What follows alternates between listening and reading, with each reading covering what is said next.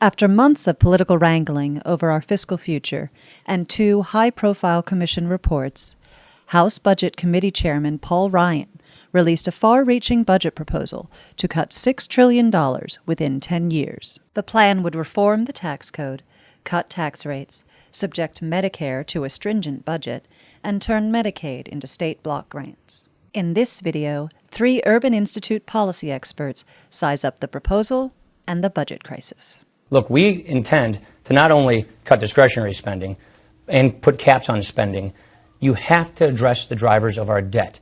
We need to engage with the American people on a fact-based budget, on stopping politicians from making empty promises to people, and talk to the country about what is necessary to fix these problems. But if we keep kicking the can down the road and keep making more empty promises to people, then we'll have the European kind of pain and austerity. Then you have cuts to current seniors, tax increases that slow down your economy. What Ryan has done is provide a conservative vision of where government should be going. It's a small government. It's a government that's less redistributive than our current government. So it will really start, I think, a profound national debate, and that's what we really need about these issues, because as he says, if we don't do something pretty soon, there will be a fiscal crisis like that now being experienced in Greece or in Ireland.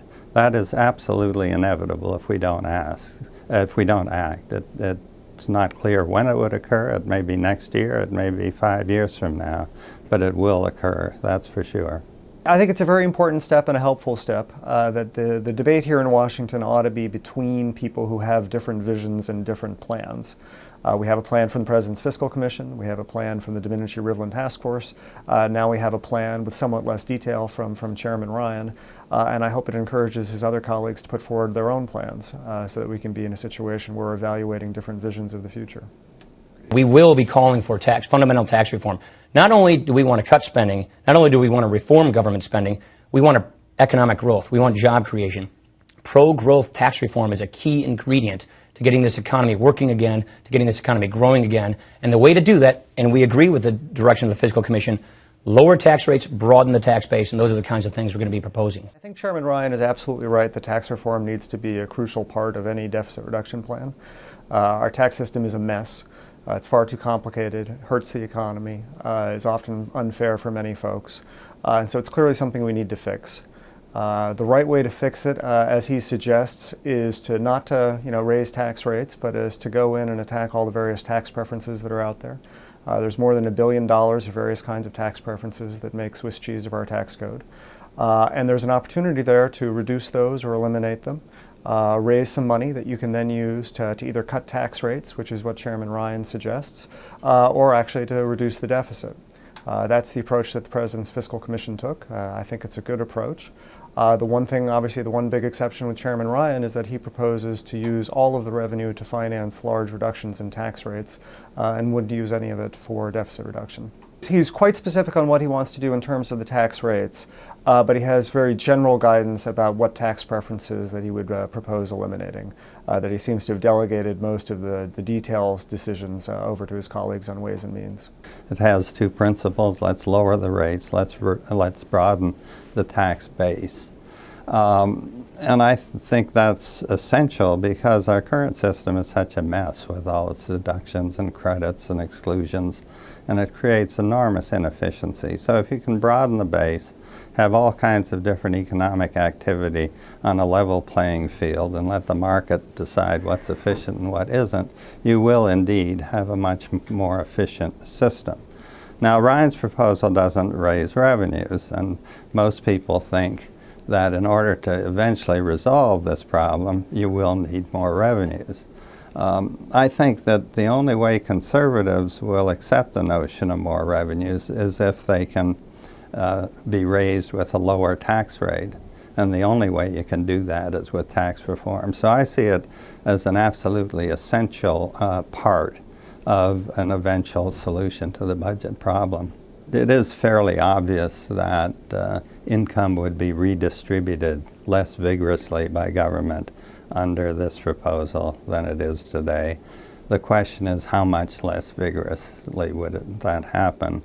And we don't really know. I've seen things sit in the press that are just absolutely wrong. For example, that lowering the top rate to 25% is a giveaway to the very rich. But it isn't if you take the same amount of deductions and credits and so on away from the rich, and most of those deductions do favor the rich. It's broadening the base is quite redistributive all by itself. So you can design a system with a top rate of 25%, say, which takes the same amount of money from the top quintile as the current system does. So until we know exactly what tax expenditures will be eliminated or what credits may be reduced at the bottom of the income scale, we don't know the extent of the redistribution. Medicare and Medicaid spending will go up every single year under our budget. They don't just go up as much as they're going right now because they're growing at unsustainable rates. 3 programs alone, Medicare, Medicaid especially, and Social Security, take over all government revenues by the time my children are my age. When my kids are my age, who are 6, 7, and 9 years old, at that time when they're raising their children, 3 programs crowd out every other federal priority. They can't keep growing at the pace that they are growing at. So yes, we do increase and grow Medicare and Medicaid spending, but albeit not at the pace they're growing at because they're completely unsustainable. And that's why we're coupling them with key reforms that have proven to stretch that Medicare and Medicaid dollar farther. I think you need to do something to take something out of Medicaid's growth rate and probably a little bit more out of Medicare's growth rate. Both will still grow faster than GDP, and an awful lot of that has to do with demographic and economic changes. I mean, we're seeing growth in Medicaid because of just very slow growth among the bottom half of the income distribution, slow growth in income, and a huge increase in the number of people below, say, 200% of poverty. That's all part of the economic changes that we're undergoing, and that's inevitable. You know, the Medicare spending is going up partly because of the baby boom, as well as all the other things that have driven Medicare for a long time. So it's going to grow faster than GDP. It just can't. We have to limit how much faster than GDP it can grow, and I think there's widespread agreement on that. I think, you know, there are things that have to happen that are less or more nuanced and less of a sledgehammer kind of approach than I think Ryan is taking. Medicare spending growth has to slow down. Everybody knows that. The way he's proposing to do it is, I think, quite draconian and probably will never get enacted because it'll be opposed by lots of people who will see it coming for them, and it'll be opposed by providers who, once the analyses are out and they can see how it's going to affect them, I think that there'll be a strong opposition to it. CBO showed that basically you'd be putting people in plans that are about 12% more expensive today than Medicare is. By the time you did it in 2022, it's about 30% more expensive because private premiums are going to grow faster than Medicare.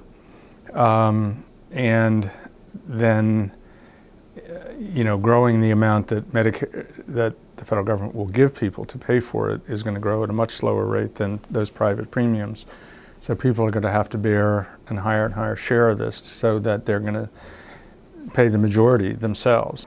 There's another wrinkle to this, in that along with the Medicaid cuts in the program as we know it today, it's going to eliminate the Affordable Care Act. So there's a big Medicaid expansion of that. That will go away as well. So all of the picking up of a lot of uninsured people will not happen.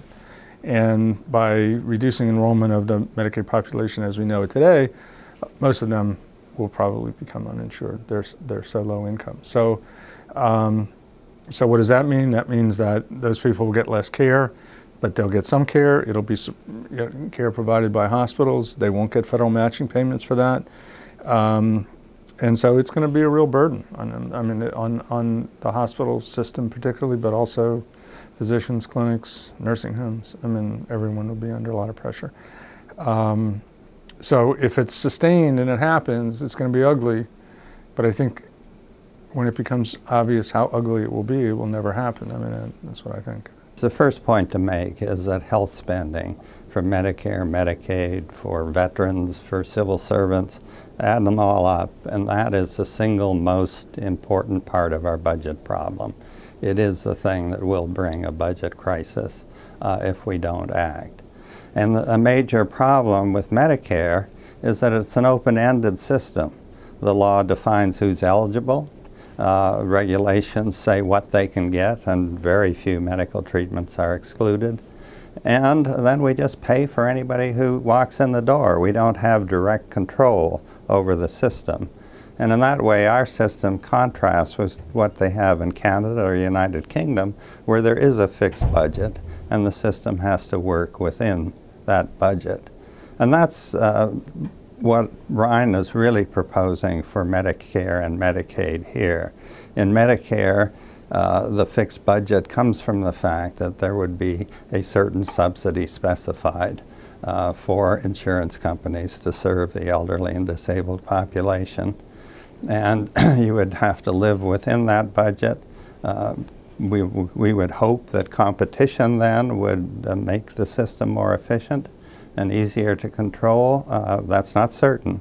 But the point is that you would have a handle. You would have a certain amount of money going to the system, and it would have to live within that. With Medicaid, he'd achieve the same goal by having a block grant, which would send a specific amount of money to states every year, and they'd have to live within that. Now, fixed budgets can be very generous, or they can be very stingy.